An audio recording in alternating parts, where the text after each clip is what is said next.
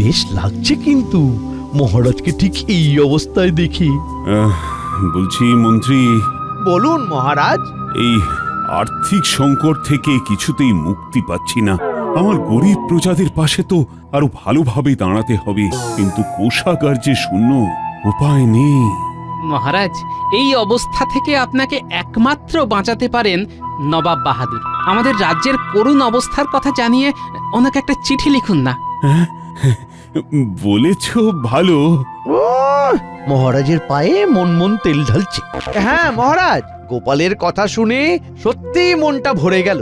তুমি ধন্য গোপাল, তুমি ধন্য। মন্ত্রীমশাই তো দারুণ অভিনয় করছেন, একেবারে দক্ষ অভিনেতার মতো। মহারাজ, মন্ত্রীমশাইকে কান্না থামিয়ে কিছু গঠনমূলক কাজ করতে বলুন। হ্যাঁ মন্ত্রী, কান্নাকাটি থামাও। তোমাকে কাল মুর্শিদাবাদ যেতে হবে। নবাব বাহাদুরকে আমি চিঠি লিখে দিচ্ছি, তুমি গিয়ে আলোচনা করে কিছু একটা উপায় করো। ও এটাই তো চাইছিলাম, নবাব বাহাদুরের কাছে গিয়ে রাজ্যের হাল হকিকত একটু রং চড়িয়ে বলবো। যথাজ্ঞা মহারাজ, আপনি নিশ্চিন্তে থাকুন, আমি গিয়ে সঠিক কথা বলে কিছু না কিছু করবই। ব্যাস, আমি নিশ্চিন্ত।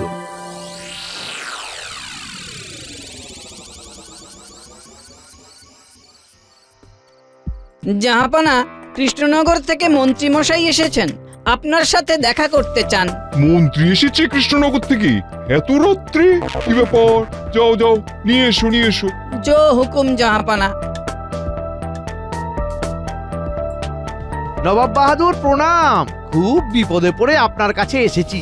বলো কি ব্যাপার? কি আর বলবো নবাব বাহাদুর, কৃষ্ণনগরে অরাজকতা চলছে, বুঝলেন? অরাজকতা। সেই বন্যার ধাক্কায় কৃষ্ণনগর পুরো বেসামাল। 3 বছর আগের বন্যার দাপট এখনো চলছে? এর জন্য তো আমি আগে অর্থ সাহায্য করেছি। সে কি আর আমরা জানি না? আমরা সব জানি, কিন্তু সেই অর্থ তো 9-6 হয়েছে। অর্থ 9-6 হয়েছে? কি বলছো তুমি মন্ত্রী? আমি ঠিক কথাই বলছি নবাব বাহাদুর। আমি আর অন্যায় দেখতে পাচ্ছি না। প্রজাদের দুঃখ আমাকে বড় কষ্ট দিচ্ছে। শান্ত হও শান্ত হও, আমার কাছে কান্নাকাটি করো না। আমার মনটা ভীষণ নরম। ক্ষেত্র প্রস্তুত, এইবার আসল অস্ত্রটা বার করি। নবাব বাহাদুর, আমি মহারাজের আদেশ পালন করতে পারছি না। মহারাজ আমাকে এখানে পাঠিয়েছিলেন আর্থিক সাহায্যের জন্য। ঠিক আছে, আমি আর্থিক সাহায্য করতে প্রস্তুত। না, মহারাজের হাতে আর একটি কানা করিও না। আপনি নিজে গিয়ে দরিদ্র প্রজাদের হাতে সাহায্য তুলে দেবেন।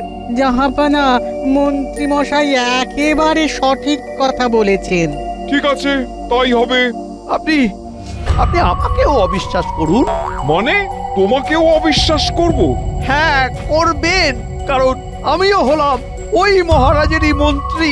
কে জানে, আমার মনেও তো লোভ জন্মাতে পারে। তাই আপনি আপনার গুপ্তচর পাঠিয়ে সবটা দেখে শুনে নিন নবাব বাহাদুর। মন্ত্রী তুমি ধন্য। এসো এসো এসো, তুমি আমার বুকে এসো। ও কি অপার শান্তি। আহ, তুমি চিন্তা করো না, আমি কালকেই কৃষ্ণচন্দ্রকে চিঠি পাঠাবো।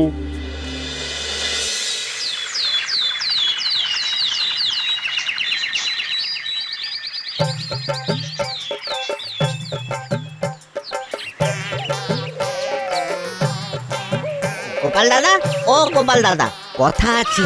কি কথা? আমি মন্ত্রী মশাইকেই তো দেখলাম খুব ব্যস্ত সমস্ত হয়ে বটা ঘটার বাড়ির দিকে গেলেন। বলো কি ভোলা, বটা ঘটার বাড়ির দিকে মহারাজের সাথে দেখা না করে? তোমাকে দেখতে পাইনি তো। না গোপাল দাদা, খুব ব্যস্ততার মধ্যে ছিলেন তো, তাই দেখতে পাননি। ঠিক আছে ঠিক আছে, খবরটা দিয়ে খুব উপকার করেছো বুঝলে। আর একটা কথা, তুমি মন্ত্রী মশাইকে সময় পেলে একটু নজরে রাখবে, কেমন? ঠিক আছে গোপাল দাদা, ঠিক আছে। মন্ত্রী মশাই রাজসভা ছেড়ে বটা ঘটার ঘরে কি করছেন?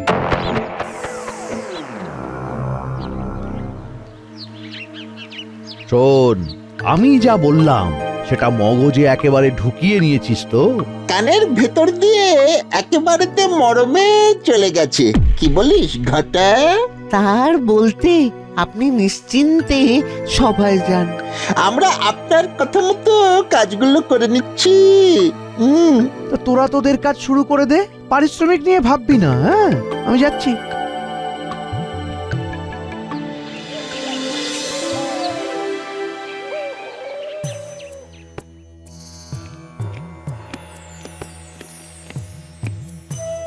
এই তো মন্ত্রী এসে গেছে। বলো বলো, নবাব বাহাদুর আমার চিঠি পেয়ে কি বললেন? আর্থিক সাহায্য করবেন? মহারাজ, মহারাজ, পারলাম না, আমি পারলাম না। নবাব বাহাদুর আর্থিক সাহায্য করতে অস্বীকার করলেন মহারাজ। তার মানে আমি দরিদ্র প্রজাদের ব্যাপারে কিছুই করতে পারবো না?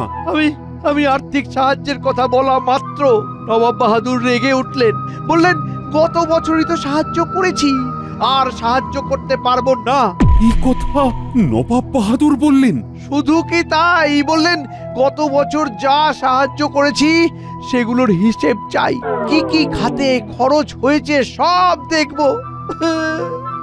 এবার কি হবে মহারাজ? মন্ত্রীমশাই দেখি ঘন ঘন চোখের জল ফেলছেন। দেশের মানুষের জন্য এত দরদ। মন্ত্রীমশাই, কাঁদবেন না, শান্ত হয়ে বসুন। এই কদিন ধরে দেখছি আপনি খুব কাঁদছেন। কাঁদবো না? বলো, কাঁদবো না? মহারাজের এই অসম্মান তো আমি আর দেখতে পাচ্ছি না। ও, তাই বুঝি মুর্শিদাবাদ থেকে ফিরে মহারাজের সাথে দেখা না করে প্রথমেই বটাঘটার সাথে দেখা করতে গিয়েছিলেন? মানে আমি বটাঘটার বাড়ি গেছি, এই কথাটাই গোপাল জানলো কি করে? গোপাল, তুমি আমাকে দেখেছো? কোথায় দেখেছো?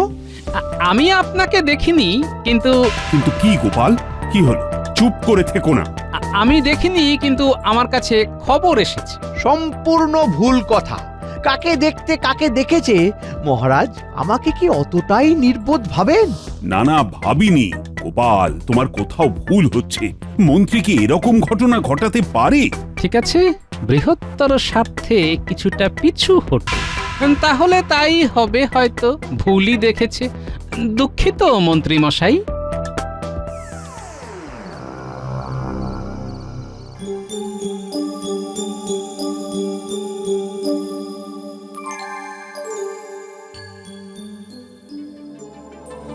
আপনাকে খুব চিন্তিত দেখাচ্ছে মহারাজ। কি হলো, মন্ত্রী কি কোনো খারাপ খবর এনেছেন? হ্যাঁ রানী, তুমি তো জানো। মহারাজের জয় হোক। রানীমা, গোপাল মহারাজের সঙ্গে দেখা করতে চায়। পাঠিয়ে দাও। জো হুকুম রানীমা। অসময় আবার গোপাল কেন আসছে? মহারাজের জয় হোক, রানীমার জয় হোক। বলো গোপাল, বলো, কি মনে করে? মহারাজ, আজ রাজসভায় আমি আপনার কাছে সত্য গোপন করেছি। তুমি যখন সত্য গোপন করেছো গোপাল, তার মানে নিশ্চয়ই কোনো ব্যাপার আছে। আছে রানীমা। মন্ত্রীমশাই সকালে রাজসভায় আসার আগে বটাঘটার বাড়িতে গিয়েছিলেন, সাক্ষী আছে। আমি সাক্ষীর ক্ষতির আশঙ্কায় নামটা বলিনি মহারাজ। সাক্ষীর ক্ষতির আশঙ্কা? আমি বেঁচে থাকতে? বলো বলো তার নাম। উত্তেজিত হবেন না মহারাজ, আমাদের ঠান্ডা মাথায় কাজ করতে হবে। আমাদের মন্ত্রী নিশ্চয়ই কিছু ষড়যন্ত্র করে এসেছেন। বলছো? হ্যাঁ মহারাজ, আপনি খুব সহজ সরল মানুষ, তাই আপনি মন্ত্রীর অভিনয়ে বিশ্বাস করেছেন। কথায় কথায় কেঁদে ফেলা, এটা কি খুব স্বাস্থ্যকর লক্ষণ মহারাজ? অতি ভক্তি চোরের লক্ষণ। গোপাল ঠিক বলেছে মহারাজ। আমার মনে হচ্ছে মন্ত্রী নবাব বাহাদুরের কাছে আপনার নামে কিছু ভুল কথা বলেছে মহারাজ।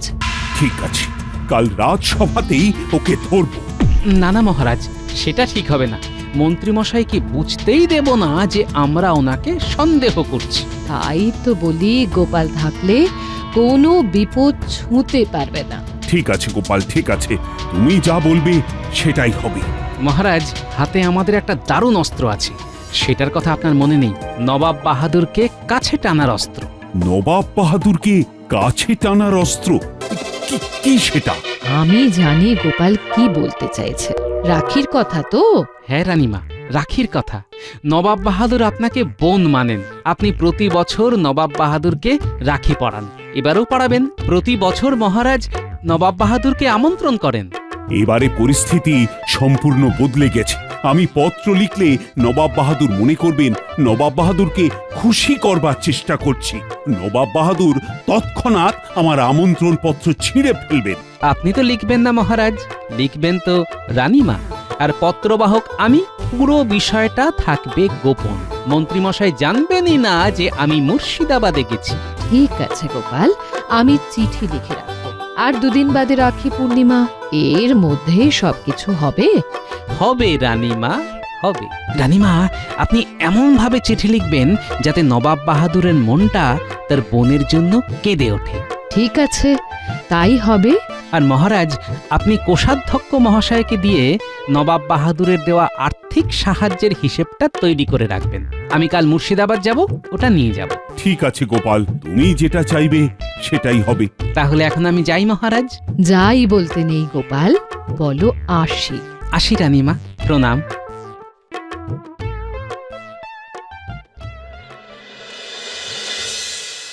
সবাইকে কাগজ দেওয়া হবে। সবাই সারিবদ্ধভাবে শান্ত হয়ে দাঁড়াও। আর মাঝে মাঝে মন্ত্রীমশাইয়ের নামে জয়ধ্বনি দাও। আমার জয়ধ্বনি দিতে হবে না। আহা, তোমরা খুশি হলেই আমি খুশি। ওরে বাবারে, হ্যাঁ এ তো দেখছি মেলা লোকের ভিড়। মন্ত্রী মশাই করছেনটা কি? হ্যাঁ ওই তো একটা লোক আসছে, দেখি দেখি জিজ্ঞাসা করি। কি গো ভোলাদা, বাড়ি তৈরির কাগজ নেবে না? এই যে বলো, কাগজ দিয়ে কি বাড়ি তৈরি হয় নাকি? হ্যাঁ আর এই কাগজে আছে বিশ্বাস। মন্ত্রী মশাই আমাদের এই কাগজের মধ্যে দিয়ে আমাদের মাথার ছাদ তৈরি করার অর্থ দেবেন। হ্যাঁ, কবে? আজ তো কাগজ দিলেন, আর দিন 15-র মধ্যে বাড়ি করে দেবেন। হ্যাঁ, মন্ত্রী মশাই এত অর্থ পেলেন কোথায়? আমার বাড়ি করার অর্থের প্রয়োজন। টাকা কোথা থেকে আসছে সেসব জেনে কি হবে? আম খাও, আঁটি গুনে কি লাভ? যে কাজ মহারাজের করার কথা সেই কাজ করছেন মন্ত্রী মশাই।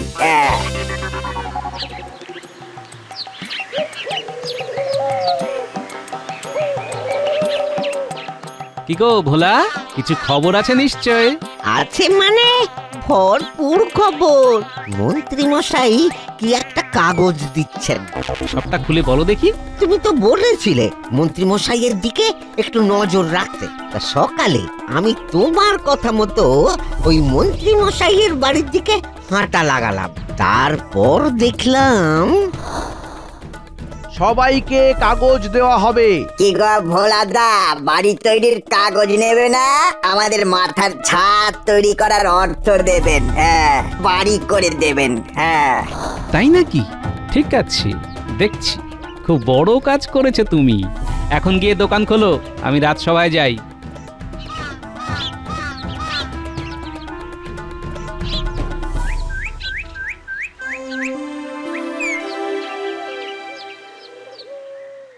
মহারাজ, হই হই কাণ্ড, রই রই ব্যাপার। ভালোই হলো পণ্ডিত, রাজবৈদ্য আর রাজজ্যোতিষী আসেননি এখনো। কেন গো, কি ব্যাপার? মহারাজ, মন্ত্রী মশাই প্রজাদের কাগজ দিচ্ছেন, আশ্বাসের কাগজ। আশ্বাসের কাগজ? কিসের আশ্বাস? উনি দুর্দশাগ্রস্ত লোকগুলোকে মাথার উপরে ছাদ করে দেবার আশ্বাস দিচ্ছেন। কিন্তু মহারাজ, একটা অনুরোধ, আপনি মন্ত্রীকে কিছুতেই জানতে দেবেন না যে আপনি মন্ত্রী মশাইকে সন্দেহ করছেন। কথাটা একেবারে 16 আনা খাঁটি। আর আজ রাতে বটাঘটার ঘরে যাব বটাঘটাকে গ্রেফতার করতে।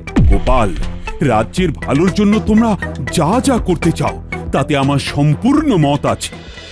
মহারাজের জয় হোক। নবাব বাহাদুর দূত পাঠিয়েছেন মহারাজ। সর্বনাশ! পাঠিয়ে দাও, পাঠিয়ে দাও।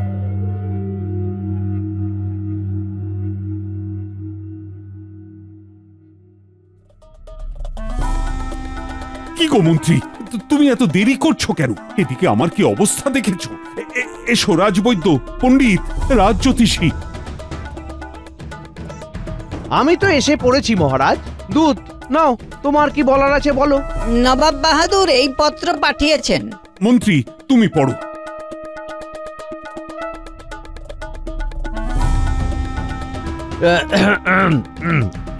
মহারাজ, পত্রের ছত্রে ছত্রে হুমকি। আমরা জানি হুমকি, তবু কি লেখা আছে সেটা পড়ুন, আমরা সেটা জানতে চাই। হ্যাঁ পড়ুন, না কেঁদে।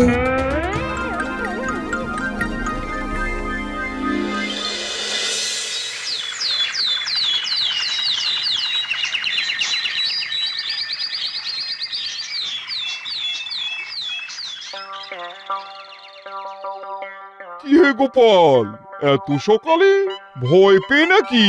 প্রণাম নবাব বাহাদুর। আপনাকে ভয় করব কেন নবাব বাহাদুর? আপনাকে তো ভালোবাসবো, শ্রদ্ধা করব, আর আপনি যেটা আদেশ করবেন সেটাকে মান্য করব। এটাই তো আমার রাজ্যের রানীমা মানে আপনার বোনের আদেশ। বোন? হ্যাঁ, বোনই তো, কিন্তু কি যে হয়ে গেল? কি হয়ে গেল নবাব বাহাদুর? কিছুই তো হয়নি। আমি তো এসেছি ভাই বোনের দূরত্ব মিটিয়ে দেবার জন্য। আপনার সাথে মহারাজের মতভেদ হতেই পারে, কিন্তু সেই মতভেদের জন্য আমার রানীমাকে ভুগতে হবে কেন? জানেন তিনি আপনাকে কত দুঃখে চিঠি লিখেছেন। আমার বোন আমার জন্য চিঠি লিখেছে? কোথায় কোথায় ও চিঠি? দাও দাও দাও দাও আমাকে। ওষুধ ধরেছে। বোনের চিঠি দাও দাও গোপাল। এই নিন নবাব বাহাদুর।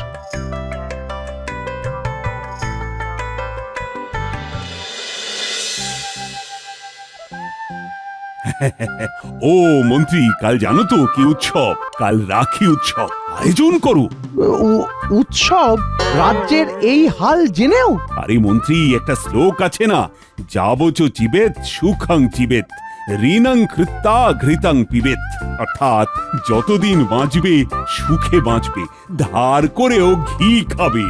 ধার করে ঘি খাবো? মনে হয় সোপতাপে মহারাজের মাথাটা গেছে। যাকে মহারাজ, গোপাল কোথায়? গোপালকে পাঠিয়েছি কয়েকজনকে নিমন্ত্রণ করতে, কাল রাখি বলে কথা। এই তোমার গিন্নিকেও বলো কিন্তু, কাল আমার হাতে রাখি পরাবে। তাহলে তুমি আমার কি হলে শালা বাবু? কাল একেবারে জমে যাবে। আর শোনো, আজ থেকে কাল পর্যন্ত তুমি এখানেই থাকবে, আমার বিশেষ নজরদারির মধ্যে। সেনাপতি। পড়লেন নবাব বাহাদুর? পড়লাম। আমি কাল যাব গোপাল। উজির, বলুন জাহাপনা। কাল আমরা সবাই কৃষ্ণনগরে যাব, আমার বোনের কাছে। তুমি সব ব্যবস্থা করো। নবাব বাহাদুর, এবার এই হিসেবটা আপনাকে দেখতে হবে। মহারাজ এটা আপনার জন্য পাঠিয়েছেন। হিসাব আমি পরে দেখব, আমি সব বুঝেছি। ওই তোমাদের মন্ত্রীর কাজ। কাল ওর সাথে বোঝাপড়া আছে। ও আমাকে কৃষ্ণচন্দ্র সম্পর্কে ভুল বুঝিয়েছে। তুমি আজ বিশ্রাম নাও, আজ রাতে আমরা রওনা হব।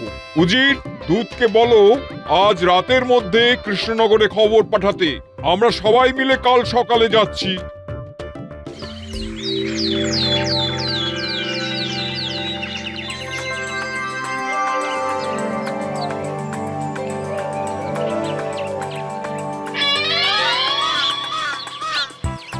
গুলটে, আয় তোর হাতে রাখি পরাই। তাই না, হাত পাড়িয়ে দিয়েছি। এরপর আমাকে পড়াবি পুটি। মহারাজ আসুন আসুন, আপনার হাতে রাখি পরিয়ে দিই। হ্যাঁ, দাও দাও, পরিয়ে দাও।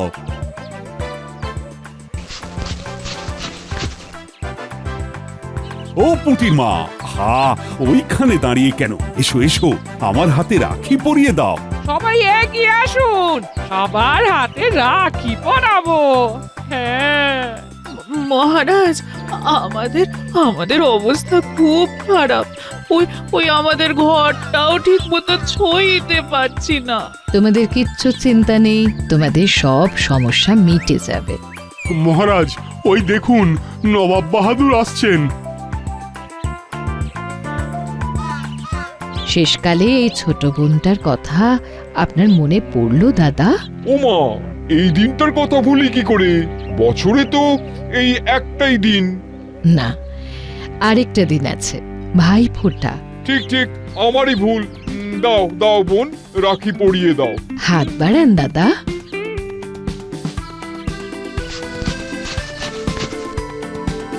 তুমি চির সুখী হও। দাদা আর বোনের এই বন্ধন যেন যুগ যুগ ধরে অক্ষত থাকে। গোপাল, মন্ত্রীর হাতে দড়ির রাখি পরিয়ে দাও। আচ্ছা, আমি কি করলাম? মন্ত্রী মশাই, আপনার সব পাপ কাজের সাক্ষী ধরা পড়েছে, বটা ঘটা তারা সব স্বীকার করেছে। তুমি তুমি এত বেঈমান, এত নীচ! ছি ছি ছি ছি ছি, তোমার মুখ দেখতে চাই না। সেনাপতি, ওদের বটা ঘটাদের সাথে কয়েদ করে রাখো। সবাই পড়বে ফুলের রাখি, আর মন্ত্রী পড়বে দড়ির রাখি। পড়াও সেনাপতি, আমার সামনে পড়াও।